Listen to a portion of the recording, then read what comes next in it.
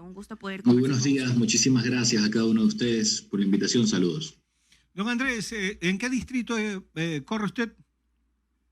Distrito 2 Distrito 2. correspondería al norte popular de la ciudad de Guayaquil y entre otros sectores de clase media como Sauces, Alboradas, pero también sectores muy desfavorecidos como Monte Sinaí hasta La Ladrillera, Flor de Bastión. Estamos hablando de ciertas particularidades que ameritan conocer su realidad para de esa manera poder proponer ciertas reformas legislativas, ¿no? Esa era mi pregunta.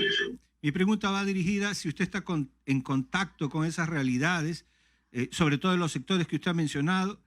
Ellos tienen, no es que diferentes realidades, pero sí más susceptibles. Por ejemplo, para ellos la seguridad no es la primera, sino el trabajo, parar la olla, después viene la seguridad. Es decir, cada sector tiene sus prioridades y allí, en el sector donde usted ha mencionado, creo que tiene muchas particularidades y el asambleísta que vaya a representarlos debe darle la facilidad para obtener esas necesidades, específicamente trabajo. Sí, en materia, como bien indica, le comento que el tema del trabajo ya es una prioridad. Créame, usted encuentra gente desde sectores muy desfavorecidos, así como gente de clase media desempleada. El tema del trabajo ya es un asunto general. Y también le comento, he hablado con tantos padres de familia. La labor que he venido haciendo, me dedico a la capacitación de liderazgo político desde hace mucho. También hemos hecho en Flor de Bastión. Flor de Bastión es, digamos, el bastión donde más realizamos este carácter de capacitaciones a jóvenes para crear nuevos liderazgos. Pero sí, los padres de familia están muy preocupados por la seguridad de sus barrios. Las madres sufren específicamente por el tema de la droga, la H. ¿Ya? Y eso es una realidad muy dramática, en realidad. No hay clínicas de rehabilitación por parte del Estado. Actualmente el Estado no tiene un programa de manera gratuita que pueda ayudar a muchos jóvenes que están en adicciones. Estamos hablando de jóvenes que tienen su vida quebrada y familias que psicológicamente, padres, madres de familia que están quebrados, están destruidos por estas realidades, ¿no? Son padres que no saben qué hacer para mejorar la condición de sus hijos y gastan hartísimo dinero. Puede creer, la otra vez hablando con una doña Rocío en Flor, me contaba que en 6 meses gastó casi $5,000 en una clínica de rehabilitación. Ella vende salchipapas, imagínense. Entonces, ¿de qué estamos hablando? ¿Cómo es posible que el Estado no tenga una política pública enérgica para poder ayudar a todos estos adictos? Andrés, pero por otro lado, sí. Discúlpeme un momento. Para poder ayudar a muchos sectores, que hay bastantes problemáticas sociales en nuestro país, se requiere de dinero. Si no, vamos a vivir lo que se repite una y otra vez, y es que simplemente las autoridades dicen, no tenemos dinero, no tenemos plata, estamos esperando a que vengan los recursos de multilaterales y de ahí a priorizar ciertas cosas, porque para el resto tendrán que esperar. Y así vivimos, esperando y esperando y esperando, cuando los ecuatorianos ya están cansados y en realidad quieren vivir otros rumbos, quieren divisar un nuevo panorama. Entonces, Andrés, yo le consulto cuál es la propuesta desde su movimiento de llegar al poder para poder tener recursos que permitan ejecutar programas para beneficio de la sociedad. Sí, tengo pensado una de las propuestas que les agradezco por darme la oportunidad. Una de esas es la priorización obligatoria de recursos, parte del Ministerio de Finanzas, encaminadas a salud. Es decir, estamos concibiendo un plan legislativo, una reforma legislativa en la cual se obligue una canalización de fondos. Estamos hablando de diversos mecanismos, sea una obligación legal o hasta un fideicomiso estatal que canalice fondos. Estamos hablando también de una reforma hasta la propia ley de finanzas públicas, hasta cuando el presidente expone la proforma general para el presupuesto general del Estado. Desde ese momento, porque ahora es algo muy escueto, no sé si ustedes están familiarizados con ese proceso, el presidente simplemente pone los rubros, pero no dice ni cómo se va a distribuir ese rubros en provincias, solo pone el sector, energía, petróleo, salud, educación, etcétera, pero no establece en qué programas en particular se va a utilizar, en qué provincias, no es tan minucioso. Entonces los asambleístas, los asambleístas, más allá que actualmente están desprestigiados, han olvidado totalmente de los votantes que los eligieron, de sus electores. El asambleísta no tiene herramientas para pelear, porque el asambleísta, aparte de fiscalizar y legislar, también aprueba o imprueba el presupuesto. Entonces, ese es un mecanismo que el asambleísta también lucha por sus comunidades. Ellos dijeron, estoy luchando por el Distrito 2 y es preciso conocer que esta realidad de pobreza extrema que tiene este territorio urbano, de qué manera también puede servir como modelo de desarrollo, una política pública de desarrollo para que sirva de modelo para todo el país. De hecho, sí, la tenemos. Ahí vienen las leyes para el desarrollo de zonas urbanas deprimidas, como lo han llamado. Sí, exactamente. Tenemos una propuesta que se llama Zonas de Oportunidad y Desarrollo. Existen más de 200.000 beneficiarios del bono, familias beneficiarias del bono, sobre todo lo que es en Guayas, Distrito 2 está la mayoría de beneficiarios. Tenemos un plan que consiste en una demarcación de una zona de oportunidad con una carga impositiva muy favorable para la inversión, en la cual se determinan ciertas exoneraciones tributarias, un área casi libre de impuestos, le digo esto porque actualmente estas zonas no tributan mucho en realidad. Como las zonas que tiene Panamá. Similar, pero algo mejor todavía. Se va a premiar la contratación de nuevos trabajadores. Queremos establecer zonas que privilegien no solo como esas típicas zonas francas del pasado, que se espera que vengan una inversión inmensa a contratar trabajadores. No solo eso, más allá, también que se extienda este beneficio a pequeñas y medianas empresas. La pequeña y mediana empresa es la que genera el 85% de las contrataciones de personal en el país.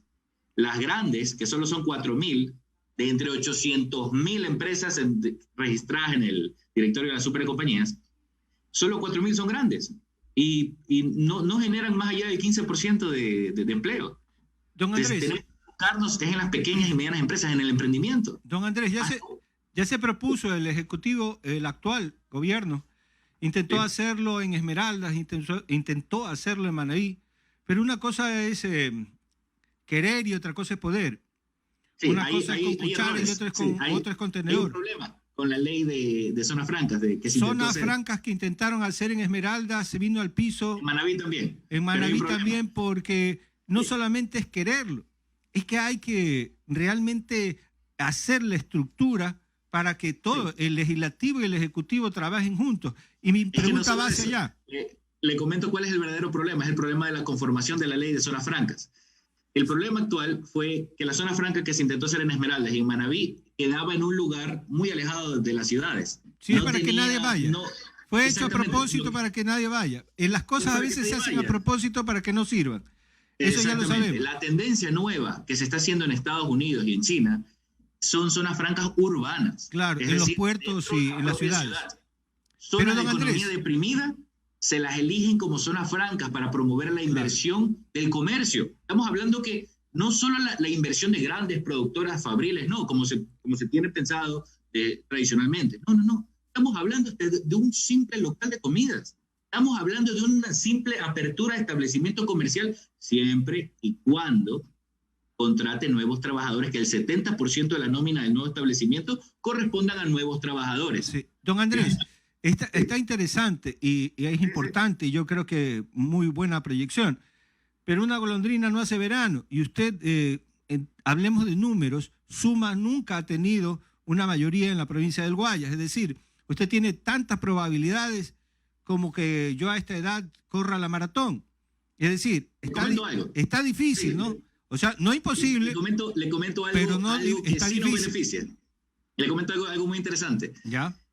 Con el cambio del sistema electoral, tenemos el método de ONT y una forma unipersonal para elegir asambleístas. Antes usted podía en una misma lista elegir al primero o al tercero y de ahí elegir otra lista, etcétera.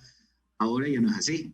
Ahora, en primer lugar, es en plancha, pero más importante, el método se llama el método Webster. El método Webster beneficia a los que somos encabezamos las listas. Es decir, y no solo eso, ese método impide matemáticamente, desfavorece a las grandes máquinas partidistas que estaban acostumbrados a meter hasta tres asambleístas. Y meter a las minorías. Sí, don Andrés, claro.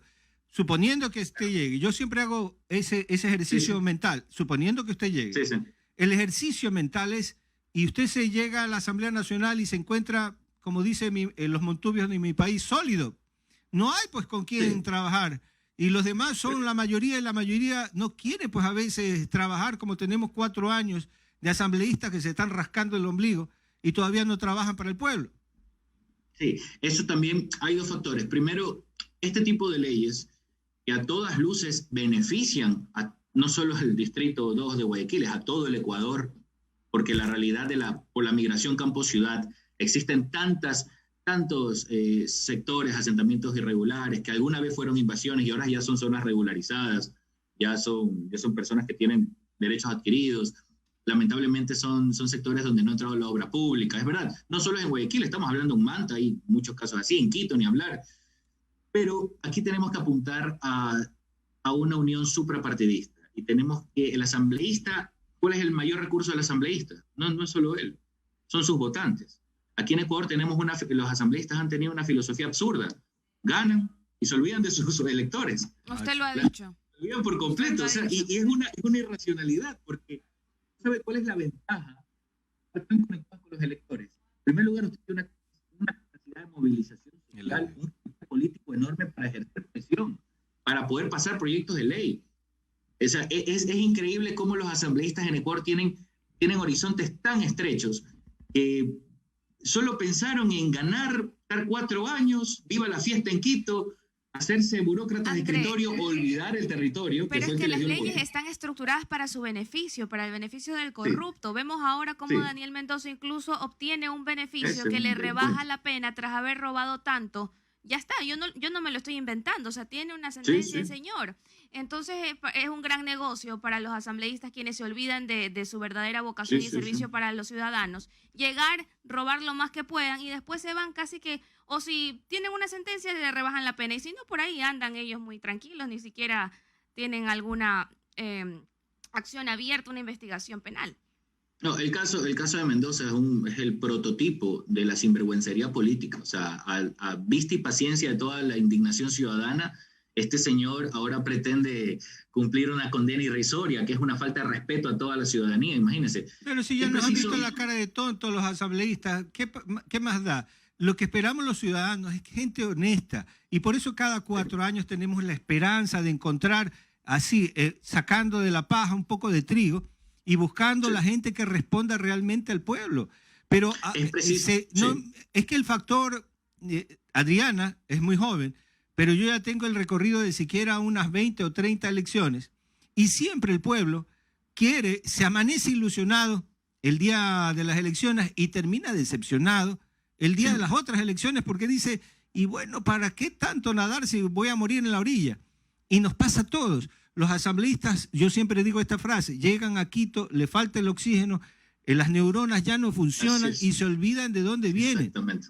Entonces, por eso le pregunto a usted, ¿qué tanto quiere llegar allá para poder lograr lo que nosotros necesitamos? Respuestas honestas y que proyectos honestos y que nos lleven mire, porque buenas intenciones, ya estamos hasta aquí de buenas intenciones, lo que queremos es acciones. Correcto. Esa es la razón por la que tenemos casi 60% de indecisos en el Ecuador. Esta es la oportunidad realmente que la ciudadanía deje de votar por los partidos tradicionales. A ver, si nosotros no cambiamos de fórmula y ecuación, vamos a tener el mismo resultado. Así es. Eso es preciso ser consciente. Eso es estupidez. Esta es la oportunidad, porque esta es la oportunidad que gente honesta, trabajadora, ciudadanía responsable y sobre todo patriota, salgamos de nuestra zona de confort. No es fácil para asambleístas de minoría, digamos, involucrarnos en procesos electorales. No estamos auspiciados, no tenemos un banco que nos respalde o un municipio que nos respalde con obra pública. Es un trabajo realmente... Lo que sí nos beneficia es el método ahora. Con esto sí hay sendas posibilidades de entrar y hacer la diferencia. Lo que sirve la asamblea realmente es para hacer política de verdad, pero política con P mayúscula, no la politiquería. Es involucrar al electorado en la toma de decisiones. Dígame, ¿qué asambleísta hoy, qué político hoy tiene un auténtico liderazgo? Muy pocos. Muy pocos tienen un auténtico liderazgo. Aquí en el Ecuador, votantes de derecha votan por un candidato no porque les gusta, sino por miedo a correr. Esa es la realidad. No, usted le pregunta, ¿por quién va a votar? Voy a votar por este candidato de derecha, Pero ¿por qué va a votar por él? ¿Te gusta? No, no me gusta. Voto solo para que no vuelva el socialismo. Imagínense, ¿cuál es el nivel Para que hemos hacer el llegado? contrapeso, sí. Claro, ¿cuál es el nivel que hemos llegado para que la ciudadanía no se despierte un ansia de buscar un verdadero líder? Por eso yo apuesto por Guillermo Celi, de Suma 23, un hombre de centro, un hombre que a todas luces, tanta gente dice cuando lo ve, se lo ve un candidato muy formado, responsable, hoja de vida intachable en la Asamblea Nacional. Él es una de las pocas excepciones de ello. Y está subiendo increíblemente en las encuestas. Eso es lo que nos tiene a nosotros muy entusiasmados. Oiga, estamos haciendo un trabajo en territorio Andrés, todos los días, a diario, y eso es algo muy importante. don Andrés, lo vamos a conectar con la productora para preparada. invitarlo al señor Celi a una entrevista a través del Zoom. Por favor, nos da el contacto. ¿Por qué la pregunta? Por supuesto. La pregunta es que a veces tenemos tantos candidatos que la mente no es dispersa, y usted lo sabe. La mente es como un embudo. Siempre tiene a pocas opciones. Cuando usted le da al cerebro humano muchas opciones, se confunde. Somos como monos con Gillette en la mano. Es decir, en lugar de hacer algo bueno... Hacen una comparación, por ejemplo, con un menú muy extenso, que tiene muchos platillos ahí. Y no se decide por ninguno. Confundiendo, sí. Y por eso es que nuestra educación cultural y política es mermada, y también es por la antipatía a los políticos que ya nos han robado esta vida y la otra. Sí, con justa razón. ¿Cómo así? ¿Cómo podemos confiar en usted? Bueno, antes que nada, basta con revisar la hoja de vida. Guillermo Celi ha realizado una minuciosa selección para sus asambleístas. Puedo hablar por los del Guayas. No voy a hablar de mí, no me gusta tirarme flores, eso siempre me recriminan los asesores, pero sí puedo hablar de otros candidatos también de Guayas. Por ejemplo, tienes en el Distrito 3 a Mario Cubi, un decano de la Facultad de Derecho de la Universidad de Cotec, un académico. Con él también, sí. Tienes a Susana Santisteban, una mujer con una trayectoria de trabajo social de más de una década, doctora en Derecho Constitucional. Tienes a un gran líder agrícola, que es el señor Luigi Mucio para el Distrito 4. En mi parte me he preparado durante más de 10 años en políticas públicas, me especializo en Derecho Internacional. Toda mi vida me he dedicado solo a estudiar cómo resolver los problemas de los ciudadanos a través de nuevas legislativas y nuevas políticas públicas.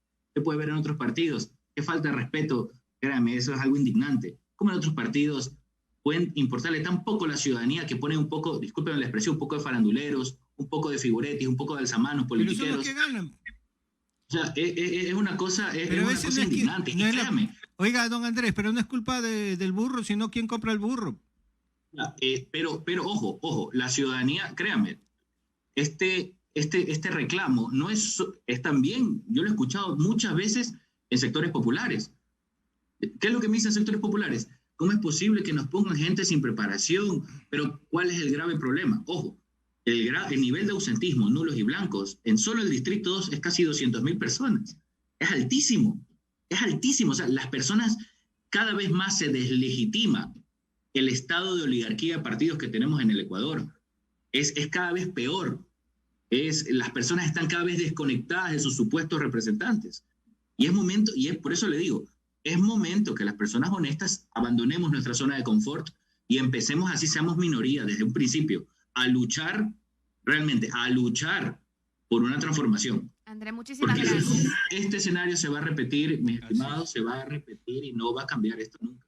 Tenemos que nosotros nos vamos a involucrar en la lucha política, porque de lo contrario vamos a tener dentro de unos años gobernantes corruptos, escorias corruptas que nos van a seguir desgobernando. Y no va, créame, yo me metí en esto es un sacrificio, esto no es dejar de cierta manera tu profesión, tu vida de comodidades para meterte en esto, es realmente porque quieres hacer algo bueno del país. Es la única razón. Correcto. Hay otros que se han de meter por otras intenciones, para ir a robar, delincuentes, pero que se quiten la venda porque los vamos a perseguir. Muchas gracias por habernos acompañado, Andrés.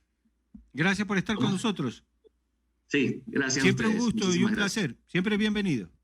Gracias. Muy amable, don Andrés Santos, candidato a la Asamblea Nacional por el distrito número 2. Tenemos un nuevo corte, pero antes... Sí, antes recordar algunas cosas. En La Ganga, tus electrodomésticos tienen precio